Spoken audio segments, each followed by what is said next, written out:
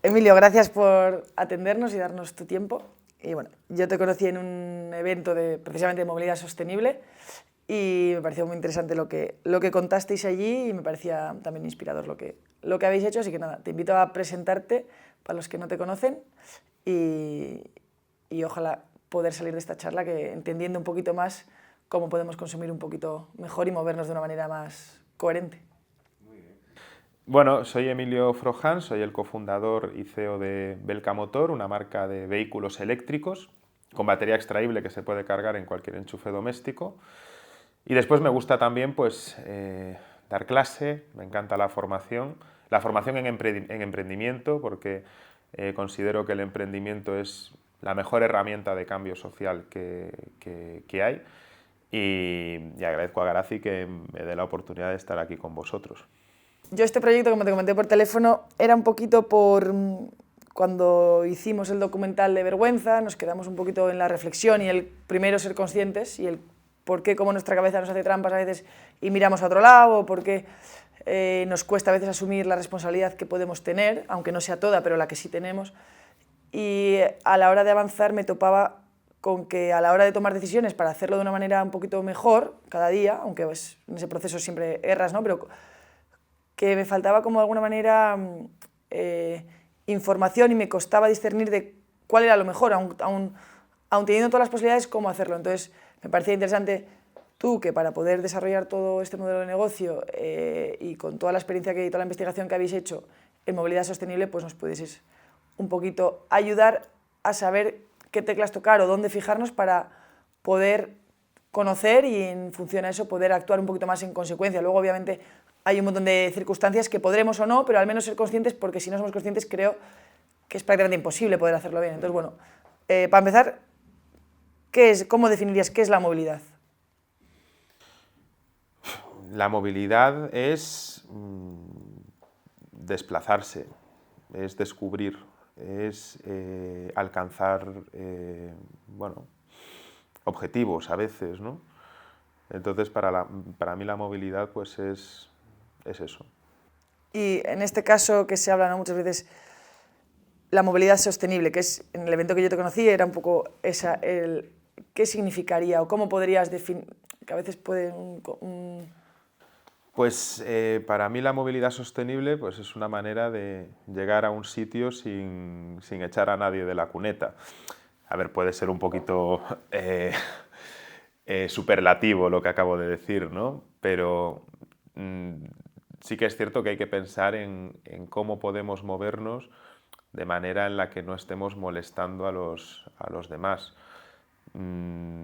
Cuando yo estoy por la ciudad tranquilamente paseando, y creo que le pasa a mucha gente,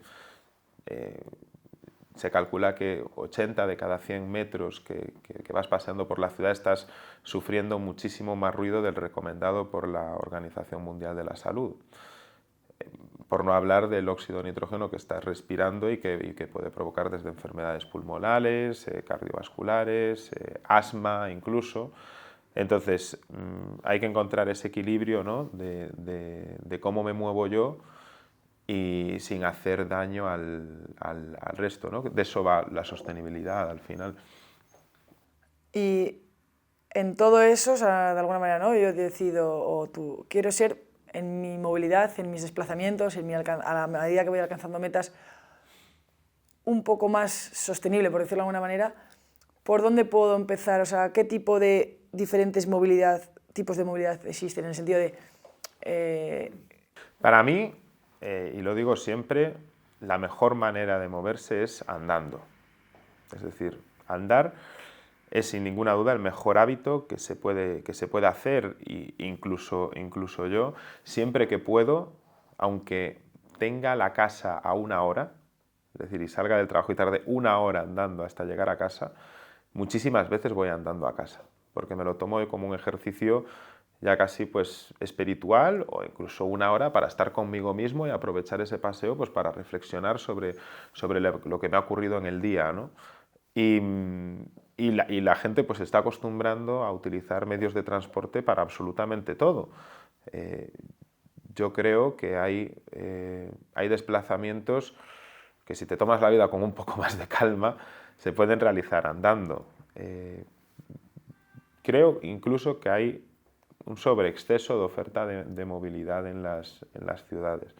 Veo demasiados operadores de patinetes eléctricos compartidos, de motos eléctricas compartidas, y yo he sido usuario, pero no soy usuario habitual, soy usuario muy, muy puntual, porque creo que hay que redefinir la movilidad en las ciudades.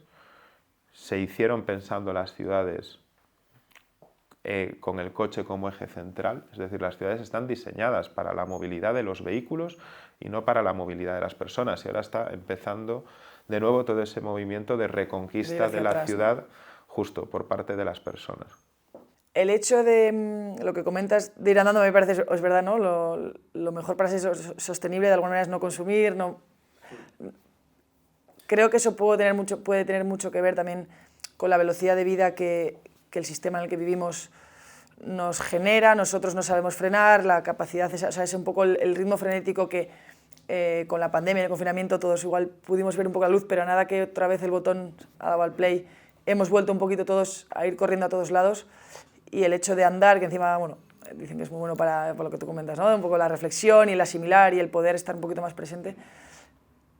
Obviamente eso sería lo mejor, ¿no? El poder ir, pero es verdad que luego la realidad es que vivimos en esta sociedad y tenemos pues, trabajos, quehaceres, compromisos, y de alguna manera nos tenemos que mover. Entonces yo a la hora de, por ejemplo, ¿cuál podría ser un ranking para poder hacer trayectos? O sea, obviamente hay diferentes, ¿no? Un ranking de cuál sería de la mejor hacia la peor. O sea, que luego nosotros en función de nuestras circunstancias, ostras, igual no puedo el primero, igual el segundo tampoco, igual el tercero, pero si sé que el cuarto es mejor que el séptimo y me da un poco igual o no me requiere, pues, o me requiere un esfuerzo, pero saber que es el cuarto mejor, pues igual poder decidirlo. ¿Cuál sería?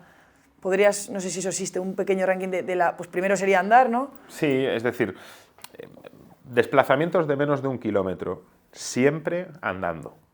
Es decir, 100% de las veces andando, porque al final 1 kilómetro, pues bueno, puede ser 15 minutos, ¿no? Puede ser un paseo de 15 minutos. Entonces hay que si no conseguimos hacer un esfuerzo, ¿no? A la hora de andar para un desplazamiento de 15 minutos, pues ya mal vamos, ¿no?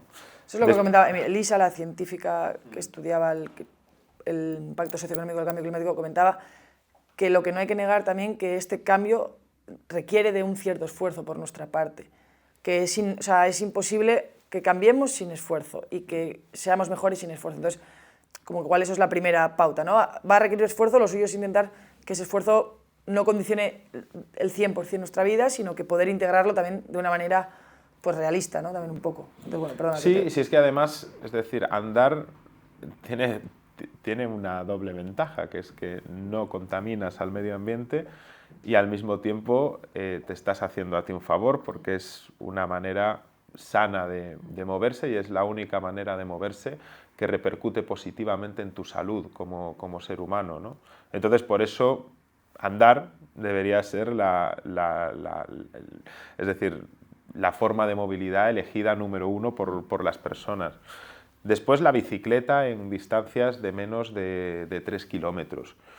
Aquí es verdad que España tiene un problema de infraestructuras, porque si nos vamos a países nórdicos o incluso a Alemania o Francia, pues vemos que hay un montón de cientos de kilómetros de carril bici. Y es cierto que en muchas ciudades españolas pues hay falta carril bici, y es hasta peligroso para los que andamos en bicicleta pues circular por vía urbana. Y después, a partir de ahí ya, opciones pues multimodal, de patinetes eléctricos, motos eléctricas, bicicleta eléctrica, para trayectos pues a lo mejor justo interurbanos de hasta 8 kilómetros. Y ahí, es decir, hablo de multimodalidad porque no hace falta que tengas que tener el vehículo en propiedad, sino que puedes escoger pues, opciones de movilidad compartida en base a lo que prefieras en ese momento. Y después están ya las distancias más largas, ¿no? Es decir, las que son más de a lo mejor 50 kilómetros, medias distancias, que ahí es verdad que es decir, puedes minimizar el impacto negativo, pero reducirlo a cero a día de hoy es muy complicado.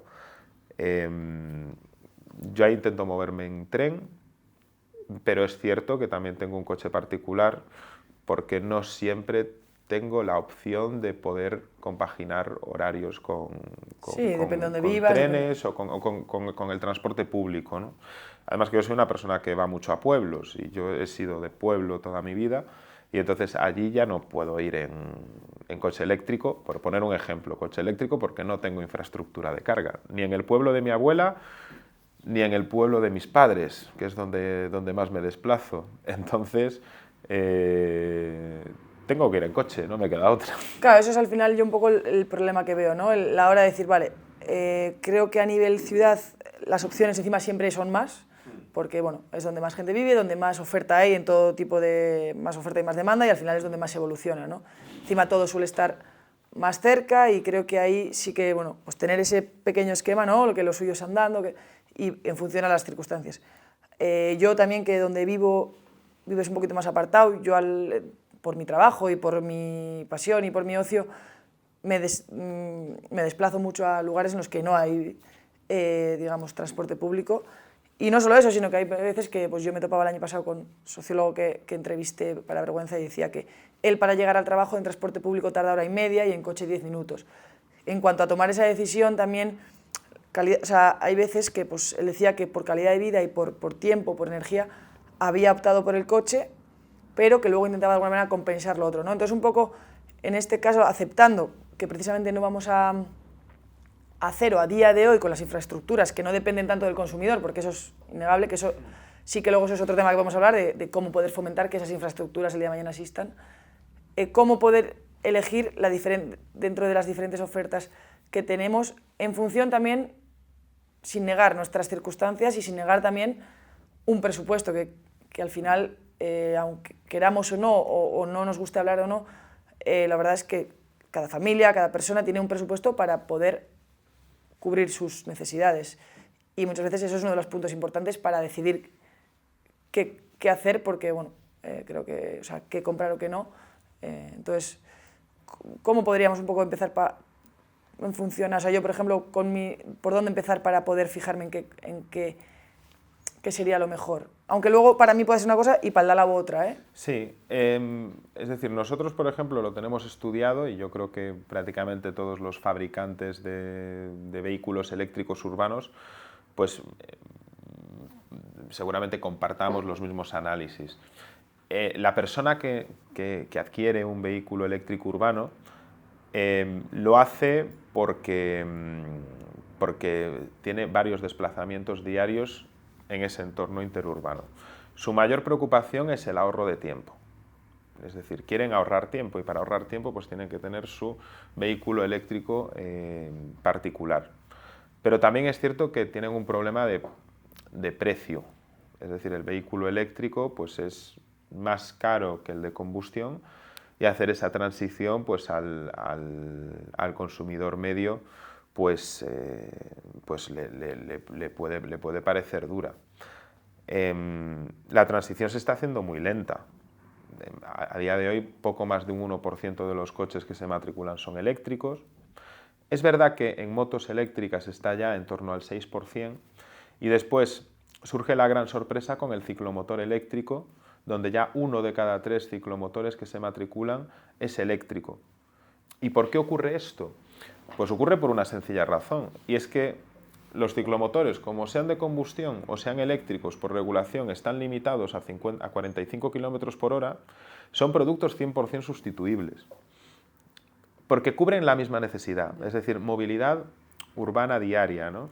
No pasa lo mismo con los coches, es decir, el coche eléctrico, al final yo, por ejemplo, ¿no?, que voy a visitar a mi abuela a Zamora, pues cuando llegue allí no voy a tener infraestructura de carga. Y eso es una realidad que es innegable. Y eso es una realidad innegable. Es decir, y a la hora de decir, yo digo, yo quiero ser, o incluso la propia empresa, yo quiero hacer un producto más sano, pero también sé que mis clientes, los usuarios, los consumidores, necesitan otro tipo de cosas que yo les quiero dar, porque obviamente es un negocio y si todas las empresas hiciesen solo coches eléctricos a día de hoy, habría, pues, de repente sería un poco, entiendo, que esa transición, si no se hace paulatinamente por parte, entiendo, de diferentes ámbitos, por un lado consumidores, desde esa concienciación, empresas desde esa investigación y gobiernos, o no sé muy bien, igual tú estás más en dar una oferta, pero también mi duda es, ¿el ir hacia lo eléctrico es la única solución? ¿O hay, o sea, si todo fuese hacia lo eléctrico, esa es la única solución? ¿O hay otro tipo también de vehículos o de sistemas a la hora de coches de larga, o sea, de largo recorrido, me refiero no para en ciudad, sino cuáles son? Porque a veces no sé si yo eso lo desconozco, por eso te lo pregunto. A ver, cada persona es un mundo, entonces dependiendo de la persona y del tipo de desplazamiento que haga en su vida, pues va a necesitar una opción u otra. Para una persona que me considero una persona tipo en el mundo, pues yo que hago bastantes desplazamientos de media distancia y que tengo bastantes desplazamientos también en el día a día interurbanos, pues digo, oye, por ejemplo en Madrid, ¿no? De la M30 para adentro yo no uso el coche nunca. O sea, es imposible verme con el coche de la M30 para adentro. De la M30 para adentro, andar, o Cabify, o Uber, o motosharing, o obviamente mi propia moto eléctrica, ¿no? Que suele ser lo que más hago, junto con andar. De la M30 para afuera, pues yo reconozco que a día de hoy no puedo transicionar a un coche eléctrico. Y es así, es decir, utilizo un vehículo de combustión porque hago muchos desplazamientos de 400, 500 kilómetros, donde me meto en zonas donde no hay infraestructuras de carga, en pueblos pequeños y zonas muy del rural. Y de momento pues tengo eso, ¿no? Tengo un método de transporte que utilizo poquitas veces al mes para moverme a medias y largas distancias y después mi método diario. ¿Hacia dónde crees que deberíamos ir para esa transición? O sea, cada parte, digamos, ¿hacia dónde deberíamos ir cada parte para que todos en conjunto podamos avanzar y tener un menor impacto, que es el objetivo de alguna manera? Pues yo creo que, como todos los sacrificios, pues se necesita mucha generosidad por parte de las personas. Mucha generosidad para tomar hábitos hoy que a lo mejor no son 100% prácticos. Al final, ser 100% sostenible es algo que hoy en día genera incomodidades. Genera incomodidades porque en tu monedero, pues ser sostenible hoy en día se ve, es decir, te penaliza, porque ser sostenible es más caro que no serlo, pero se requiere de esa generosidad para saber que a largo plazo... Pues... Claro, pero aquí es, teniendo en cuenta encima un poco la precariedad que se está viviendo ahora a través de la pandemia, que bueno, yo creo que es un momento delicado para mucha gente, como que de alguna manera puede ¿no? A veces cuando se habla de este tema la gente como que puede tener la sensación de como que se está pidiendo a nosotros ser sostenibles cuando la situación económica es complicada, y de alguna manera esa parte de responsabilizar también a los de arriba para que ayuden de alguna manera, o de cómo poder responderles a ellos, ¿no? O cómo tú crees, por eso yo te digo, qué partido tiene cada parte, las instituciones, los gobiernos, las empresas, los consumidores, o sea, ¿qué responsabilidad, cómo separarías tú un poquito? Porque creo que tampoco es justo echar todo a los consumidores y que ellos sean generosos, ¿no? O sea, ¿cómo tú verías repartir esa carga, digamos? Hombre, a ver, obviamente los consumidores tienen que estar incentivados para que esa transición hacia hábitos de vida sostenibles sea lo más acelerada posible. ¿Hay incentivos actualmente? Pues muy pocos. Y los que hay, pues no funcionan. Por ejemplo, hay un plan de ayuda a la compra de vehículos eléctricos que se llama el Plan MOVES, que no está funcionando bien, que no se está ejecutando bien. Y después se podría hacer mucho más, es decir, en Noruega 1 de cada 2 coches que se venden es eléctrico. ¿Qué pasa en Noruega? Que tienen un IVA hiperreducido para los vehículos eléctricos. Entonces, si al consumidor al final no le penaliza tanto el ser sostenible, porque hay unos incentivos que vienen desde el institucional para activar consumos sostenibles, pues bueno, ganamos todos. O sea, si al o final, ganamos más partes. Entiendo que de esa manera también al que está en el medio, que puede ser la empresa, también se le puede ayudar a poder ser más competitivo, que de esa manera la demanda... Sí, ganamos todos. Si se incentiva desde lo público, ganamos todos, ¿no? Y con incentivar no me refiero a subvenciones a compras, sino a eliminar impuestos. Entonces, por ejemplo, en casi todos los ayuntamientos de España es verdad que el impuesto de circulación para vehículos eléctricos está bonificado. Es decir, es prácticamente cero o tiene una bonificación muy alta. Entonces, esos son los típicos, los hábitos o las medidas que hay que tratar de implementar para que la gente no le resulta un choque tan grande invertir en movilidad sostenible o en otro tipo de... Y en este caso, o sea, la pregunta un poco, ¿hacia dónde debería ir la movilidad para generar ese... O sea, ¿tú crees que sería lo ideal que todos los coches tendiesen hacia eso, aunque todavía eso es una irrealidad y hay que seguir, o sea, de alguna manera, el mundo si no se colapsaría de alguna manera, ¿no? Antes comentabas, pero el objetivo a largo plazo, ¿cuál sería una situación ideal en 10 años para que, la situación ideal y un poco necesaria, ¿no? Para que eso, ese impacto se reduzca? ¿Realmente el coche eléctrico es la única opción a largo plazo? Pues es que tal y como está funcionando todo el mercado es muy difícil de predecir qué es lo que va a ocurrir dentro de 10 años. Yo, por ejemplo, tengo la intuición de que va a haber una tecnología muy disruptiva de aquí a menos de 5 años que va a hacer que cambie todo esto muchísimo. Es decir, que vayamos a poder, pues, por ejemplo, cargar un vehículo sostenible en cuestión de pocos minutos, cuando ahora son horas. Claro, que eso también es una realidad que tú vas a, yo qué sé, yo voy a un campeonato a Portugal y tengo que llegar al campeonato. O... Justo, y la tecnología al final es...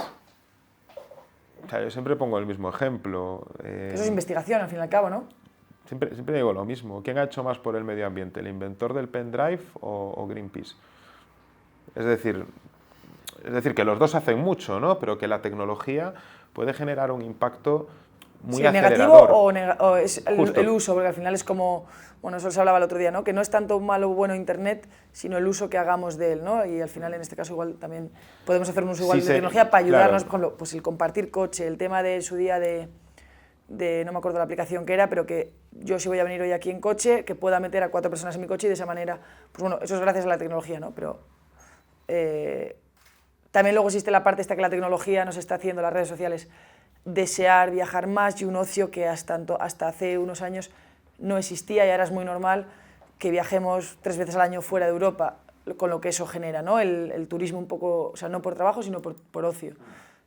Que es un poco, pues reubicar un poco igual de alguna manera, ver las consecuencias que tiene, no sé si tú tienes alguna opinión o algún conocimiento ante ese, ¿no? Ese fenómeno que yo alguna vez el otro día lo comentaba Elisa, el hecho de, pues bueno, los hábitos que hemos generado, que damos por normales, que tal vez no sean a largo plazo ya no sostenibles de sostenibilidad, sino viables para que el mundo siga siendo habitable. A ver, mi opinión es que a mí me gusta vivir de forma minimalista. Entonces, yo salvo cuestiones de trabajo, prácticamente no viajo fuera de España.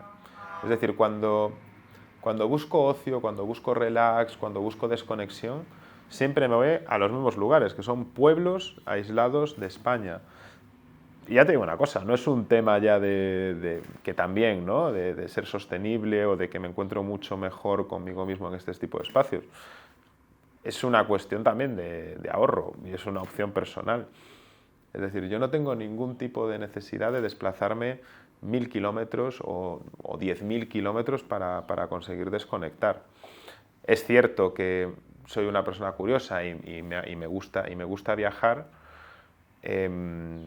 pero intento que esos viajes siempre tengan algún propósito más allá del ocio. Nunca he viajado por ocio en mi vida, por decirlo así. Sí, a ver, yo la verdad que ahí no te puedo... O sea, que yo es uno de los conflictos que el año pasado comentaba con Imanol, el hecho de que mi trabajo, que a veces también es ocio, yo he viajado mucho por seguir mi pasión, por buscar olas, por vivir experiencias, por conocer culturas de alguna manera. Y a ratos pues es una cosa que yo tengo en la cabeza y que me cuesta discernir hasta qué punto es natural eso, hasta qué punto mi propia curiosidad o mi propia saciar mi necesidad es compatible con querer hacerlo. Entonces, bueno, ahí es una cosa que tal vez el hecho de ir conociendo más el impacto que tiene cada viaje, tal vez pueda ser no dejar de viajar, sino reducir igual, realmente este viaje lo necesito, me aporta, o lo que dices tú, ¿no? Aprovechar ese viaje para vivir una experiencia también acorde o una labor o algo de trabajo. Pero sí que es verdad que creo que, tal vez tú no, pero que es verdad que nuestra generación, y yo me incluyo ahí, como que hemos dado muy por normal irnos... Pero no hay que culpabilizarse por eso, porque, es decir, viajar tiene muchísimos componentes positivos a nivel impacto. Es decir, yo, por ejemplo, creo que viajar te abre muchísimo la mente y de que, por ejemplo, la paz, en cierto modo, pues es decir, se consigue generando hábitos de choques interculturales entre las personas para poder entender mucho mejor el mundo y así poder transformarlo juntos para mejor. Pero si no descubrimos el mundo, pues va a ser muy difícil que podamos... Sí, por eso creo que el conocerlo, yo tal vez, eso es una cosa que yo comentaba el año pasado, ¿no? La solución tal vez no sea dejar de viajar, en mi caso, obviamente fuera parte del trabajo, porque yo viajo por trabajo, pero también viajo por ocio porque me encanta, porque lo he hecho siempre y tal vez no sé no hacerlo, que también puede ser algo, pero el parar y decir, igual no necesito 3 viajes, igual puedo hacer, yo qué sé, como lo mismo, ¿no? Que igual no necesito 3 camisetas, igual puedo, creo que ahí puede ser un, y lo que tú decías, que también podemos encontrar, mirar más cerca, que a veces creo que la sostenibilidad para mí tiene mucho que ver con el ritmo de vida que llevamos, que es, en cierta manera, fuera aparte ya luego de la parte económica, el ritmo de vida y el parar a pensar todo el rato si lo necesito, si no, y hacia dónde nos lleva el sistema en el que vivimos, las redes, la velocidad. Sí, esa inmediatez de lo necesito ya. Y de esa cosa un poco, se han hablado de enfermedades nuevas, de FOMO, ¿no? De Fear of Missing Out Something, o sea, como tipos de que nos han generado ansiedad, tal, no sé qué, por no tener cosas que estamos viendo, y que eso también nos genera un poco que sea más complicado ser más coherente con nuestros valores de alguna manera, ¿no? Primero hay que saber cuáles son tus valores, pero creo que es que justamente, es decir, el FOMO, por ejemplo, es un problema social que es súper latente y que realmente, o sea, es un problema chocal que choca con los hábitos de la sostenibilidad, porque el aquí y ahora choca mucho con el tenemos que hacer un sacrificio hoy para poder conseguir objetivos a largo plazo, ¿no? Entonces, hay un choque enorme entre los hábitos de consumo actuales, y lo vemos, por ejemplo, en el consumo de redes sociales, con los hábitos de consumo que tenemos que tener como personas sostenibles, que requieren hacer sacrificios en el momento, es decir, precisamente en el ahora, para poder tener lo que queremos en el futuro. Hombre, yo lo podría ver como que necesitamos hacer sacrificios ahora, y es verdad que los beneficios los vamos a ver en el futuro, pero es para mantener lo que ahora nos gusta también, o sea, ¿no? Pero yo creo que ahí también hay otra cosa, que somos muy cortoplacistas y nos cuesta estudiar 3 meses antes y te pilla el toro y el día anterior pues estás estudiando, ¿no? Un poco lo mismo, que aquí, hasta que el otro día Lisa comentaba que el hecho de que el cambio climático no sea tan palpable, no sea... o sea, el CO2 sí que es palpable porque se están viendo un montón de inundaciones, de cosas que los científicos dicen que son debido a ello, pero como si no terminásemos de ver la relación directa. Entonces, bueno, que aquí nos estamos yendo un poquito más del tema, pero sí era un poco tu opinión en cuanto a eso, al tema de viajar, que también es una cosa que a mí me parece interesante porque yo lo hago mucho y porque creo que muchas de las personas que ven esto también, pues bueno, creo que ahora también encima hay una cosa de eso, ¿no? Que parece que si no viajas hay que descubrir el mundo, hay que superarse, hay que ser, o sea, como... Y nuestros padres y madres han vivido sin eso y yo creo que han sido perfectamente felices y han descubierto muchas más cosas que muchas veces no conocemos el pueblo de al lado, ¿no? Y que eso yo no quita para que creo que lo que tú decías, a mí el conocer otro tipo de religiones, de culturas y te hace como poder empatizar y de alguna manera entender, ¿no? Que las cosas pues normalmente no son más bien grises. Pero... Bueno. Hombre, que después aquí tampoco valoramos lo que tenemos en España y el turismo sostenible va un poquito por ahí también. Y yo tengo amigos que conocen Cuba y que no conocen la Isla de Arosa. Yo que soy gallego, pues la Isla de Arosa está a 5 kilómetros de mi casa. Y tengo amigos que han estado en Cuba y que no han estado en la Isla de Arosa. Me parece increíble. la verdad.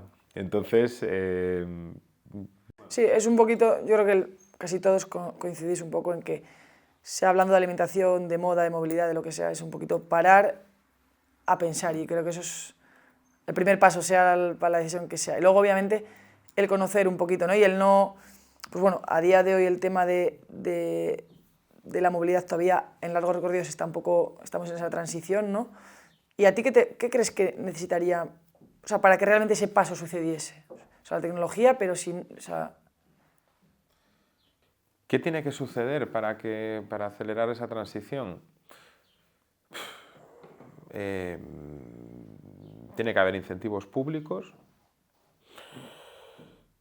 Y después, es que no voy a decir que haya que cambiar los hábitos de las personas Hombre, un poco tal vez o la sí, jerarquía claro. de toma de decisiones. Pero es que yo entiendo las circunstancias de las personas. Es decir, yo sé que no todo el mundo se puede permitir un coche eléctrico. Y es que eso hay que entenderlo. No es un tema fácil. Es decir, aquí cuando mis empleados, cuando se aprobó esta ley de que prácticamente no podían circular por Madrid coches diésel anteriores al año 2002, creo que era, hubo trabajadores que empezaron a venir en Cabify al trabajo durante unos cuantos días.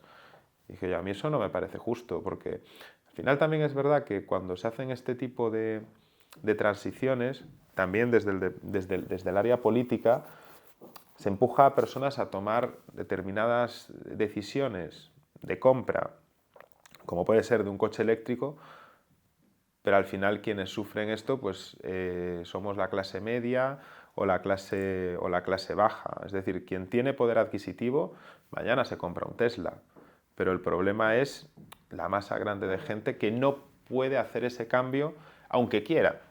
Aunque a lo mejor sean súper sostenibles en su día a día, ¿no? Pero hay grandes cambios que requieren de aportaciones económicas que no todas las familias o no todos los individuos Y eso es lo que pueden hablábamos hacer. antes, que es innegable que el dinero es una cosa importante en todo este proceso, porque ojalá no, pero es una cosa que con la que necesitas, para comprar algo necesitas dinero, y si es más caro tienes menos para otras cosas, y a veces las prioridades, obviamente entiendo que bueno, la sostenibilidad lo es, pero yo entiendo que en una situación pues en la que tienes que pagar otras muchas cosas, pues no lo sé arriba. Sí creo que teniendo la posibilidad y cuando tienes la suerte de poder permitírtelo, sí que creo que hay una responsabilidad más grande que igual como ciudadanos deberíamos sentirnos obligados a cumplirla, ¿no? Cuando tienes la suerte de poder tener esa opción de elegir, y que hay el hecho de que sea sostenible nos haga decantar un poco la balanza hacia una compra hacia ese lado. Y deberíamos reflexionar qué hábitos sostenibles son gratis. Es decir, porque desde ahí podemos empezar, ¿no? Por ejemplo, reciclar en nuestras casas pues, el plástico, el vidrio, el papel, ¿no? Eso no sale gratis, hacer esa tarea de reciclaje. El coste es prácticamente mínimo. Ir andando, ir a hacer desplazamientos a pie en nuestro día a día, pues eso también es gratis, ¿no? Entonces, bueno, ese es el ejercicio que habría que hacer, y a partir de ahí, pues te vas animando a hacer pequeños sacrificios en tu monedero, ¿no? para comprar pues, productos más éticos, más sostenibles, más de consumo responsable. Volviendo al tema del coche, si yo, por ejemplo, no puedo comprar un coche eléctrico, ya sea bien por economía, porque mis circunstancias, lo que tú hablabas, ¿no? A los sitios a los que voy, sería un gran... O sea, no tendría sentido moverme porque no podría cargar el coche o porque es muy lento, porque tal. ¿Cuáles serían los siguientes? O sea, yo tengo un presupuesto y quiero necesito un coche. ¿Dónde me podría fijar para poder hacer una compra diésel, gasolina, híbrido? O sea, ¿cómo poder...? Pues mira, yo soy de los que van a una tienda, hablo con un comercial, y si el comercial es bueno, yo le digo, oye, mira, tengo este problema. Es que durante la semana me muevo, hago este tipo de desplazamientos, y después 3 veces al mes hago también este tipo de desplazamientos, ¿no? Y habitualmente, pues en una tienda, si el comercial es bueno, pues te va a decir, oye, vete hacia un coche 100% eléctrico, vete a por un híbrido, vete a por uno de combustión. Porque al final es eso, y nosotros, por al final ejemplo... lo complejo de todo esto es que no hay una respuesta. No hay una correcta. respuesta, no hay una respuesta. Es decir, cada persona es un mundo y cada persona tiene su jerarquía de prioridades, de necesidades, sus tipos de hábito. Hay gente que le gusta andar, hay gente que odia andar. Es decir, que no. Yo tengo amigos que de verdad, para hacer desplazamientos de 200 metros se cogen un Cabify, que es algo que no puedo, que no me entra en la cabeza, ¿no? Entonces, puedo hablar por mí, por mi entorno más cercano. Sí, no, y por un poco por ayudar. Fíjate que eso, yo quiero comprar un coche, ¿por dónde empiezo? Que a veces eso puede ser un buen consejo ir ahí desde tu presupuesto, desde Justo. tus circunstancias y desde la oferta que hay en el mercado, intentar tomar la mejor decisión. Que no es la mejor decisión un eléctrico sí o sí, no es mejor un híbrido sí o sí, no es mejor en función a... Y creo que eso es la complejidad de todo esto, que nosotros... Igual ni siquiera necesitas un coche. Es que igual ni siquiera necesitas un coche. Igual necesitas una bicicleta o una moto eléctrica, o igual te compensa mezclar Cabify, Ubers con ir andando a los sitios, al menos en el entorno urbano. Sí, al final lo complejo de todo esto yo entiendo es que no hay una certeza y eso es lo que creo que a los consumidores incluso nos puede generar como estrés o ansiedad el hecho de que no hay una manera correcta, ¿no? Y creo que a veces necesitamos esas certezas. No hay una manera correcta, pero sí que creo que hay maneras más correctas y menos correctas. Y sobre todo de cómo ir encontrando la manera cada día más correcta, ¿no? El no tanto si es el 100%, sino si es mejor que ayer. Que yo eso en el deporte me parece, o sea, uno de mis lemas es un poco si soy mejor que ayer, no tanto si soy la mejor, si soy mejor que la de al lado, sino si mi versión de hoy es mejor. Y en este caso yo creo que puede ser, si hoy o mañana mi impacto puede llegar a ser un poco menor.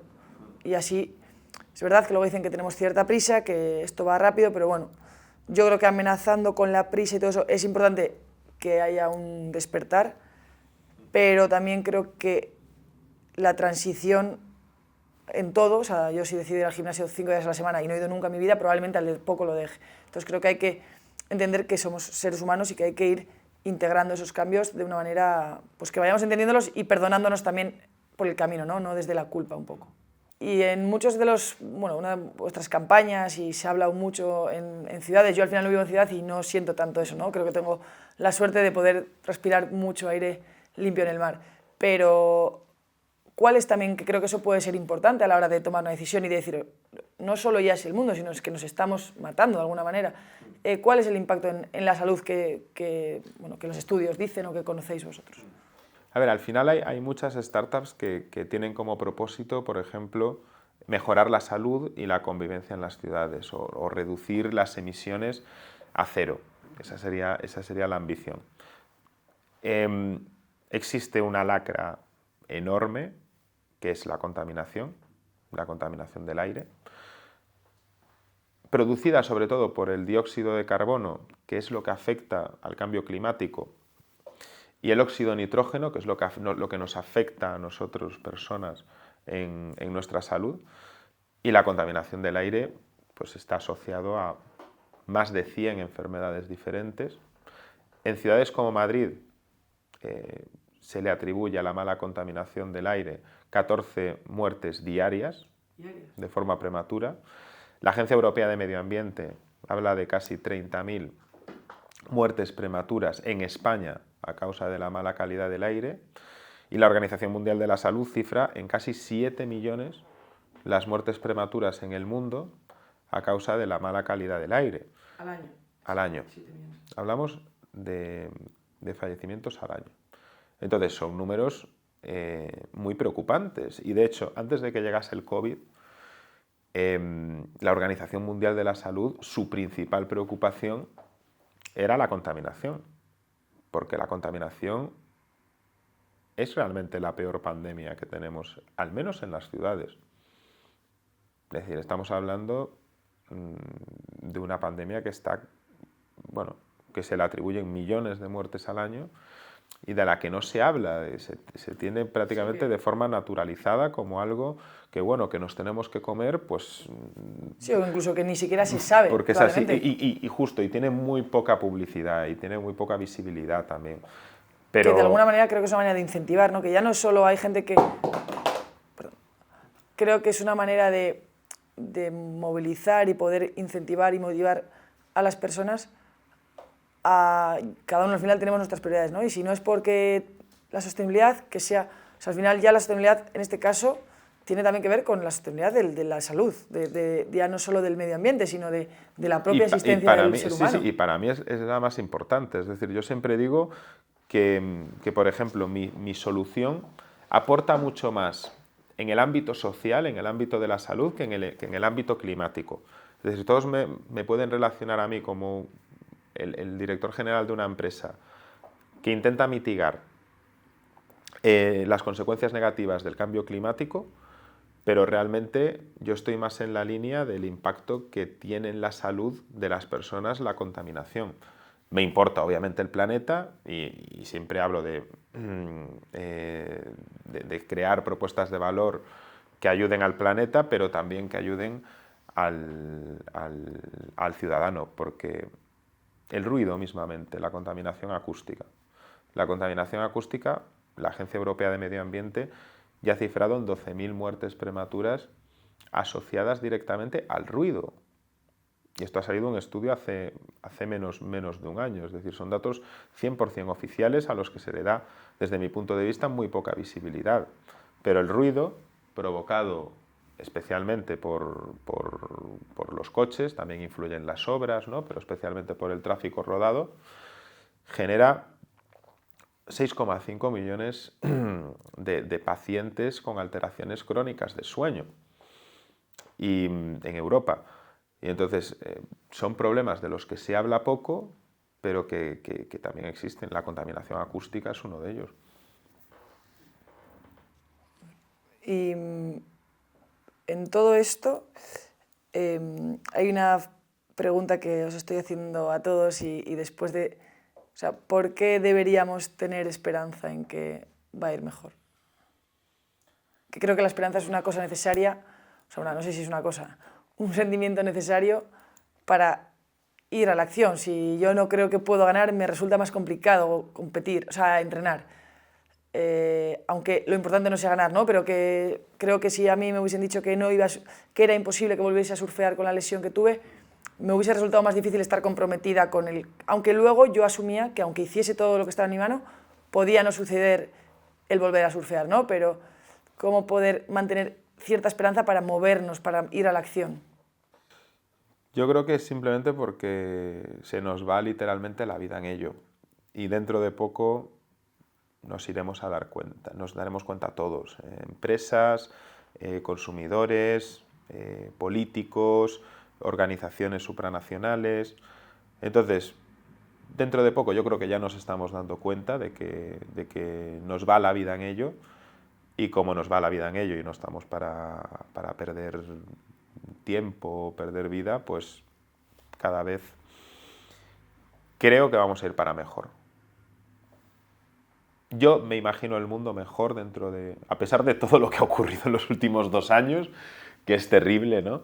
Aún así, quiero pensar que esto es algo coyuntural y quiero pensar que el mundo de 2040 o de 2050 va a ser mejor que el que tenemos ahora. La gente, entiendo que los clientes que vosotros tenéis, una de vuestras puntos fuertes o puede ser que la sostenibilidad es parte, además de tener un producto bonito, bueno, ¿cuál crees que es el rasgo común o por qué van hacia vosotros o sea, por qué son consumidores vuestros y no de otra marca? Y si has visto, desde que empezasteis ahora, una evolución en que la sostenibilidad era una razón cada vez más grande. Sí, efectivamente, cuando arrancamos la sostenibilidad era el quinto motivo de compra de nuestros vehículos, ¿no? A pesar de que fuesen 100% eléctricos. Ahora mismo ocupa ya la segunda posición, es decir, por detrás del diseño, que sigue siendo algo que a la gente le importa mucho, ya está la sostenibilidad como segundo motivo a la hora de decidir de decidirse comprar un, yo entiendo que esto es un vehículo motivo eléctrico, también, al menos en nuestra empresa. o sea, yo entiendo que esto es un motivo de esperanza también, de alguna manera. Es como que Sí. la gente, de alguna manera, estamos o está despertando y está empezando a poco que sus prioridades vayan cambiando y siendo dentro de sus capacidades, poniendo eso por encima de otras cosas que antes no lo hacían. ¿Y hay el tipo de perfil de gente que decide por eso? ¿Qué dirías tú que tienen como que decir que la sostenibilidad está por arriba en sus valores en cuanto a la compra? ¿Qué dirías que tienen en común esas personas? O sea, a ver, no sé si es una pregunta muy concreta, pero desde tu opinión o tu percepción. Sí, a ver, nosotros no tenemos un value persona porque lo hicimos y al final identificamos que nos compra todo tipo de perfil. Jubilados, estudiantes, chicos, chicas. Es decir, no tenemos un cliente tipo, pero sí que es cierto que a todos nuestros compradores suele ser gente emprendedora en todo lo que tiene que ver como consumidor. Es un consumidor emprendedor, que es yo denomino a los consumidores emprendedores a aquellos que son los primeros en utilizar o en consumir ciertos tipos de productos.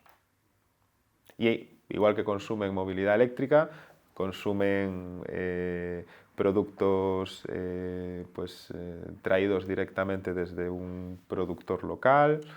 Pero, ¿y qué crees que es lo que les mueve? Lo que me refiero es, ¿qué rasgo les definiría como, aunque sea una persona de 60, chico, chica de 70, de 10 años, qué crees que hay detrás de eso? O sea, esto ya es una opinión personal, ¿eh? O sea, pues se sienten bien así. No puedo decir ni que sea un acto de generosidad, ni que... Es decir, se sienten bien con ese tipo de hábitos. O sea, han conseguido sentirse bien pues, consumiendo en comercio justo, consumiendo movilidad 100% sostenible. No digo que estos consumidores sean héroes, porque los tengo totalmente normalizados. Simplemente han hecho de la sostenibilidad pues, su hábito. Y ellos no se consideran especiales por utilizar este tipo de productos, sino que ya lo tienen como normalizado. Bueno, yo creo que con todo esto un poquito, aunque la conclusión es que no hay una respuesta concreta, creo que con todo esto un poquito más por dónde tirar y sobre todo un poquito el ir mejorando poco a poco y ojalá que los que vean esta entrevista puedan salir aprendiendo algo un poco de ti y ojalá que en 2050, como dices, el mundo sea un lugar mejor que hoy. Así que nada, gracias por tenernos aquí y por regalarnos tu tiempo. Muchas gracias.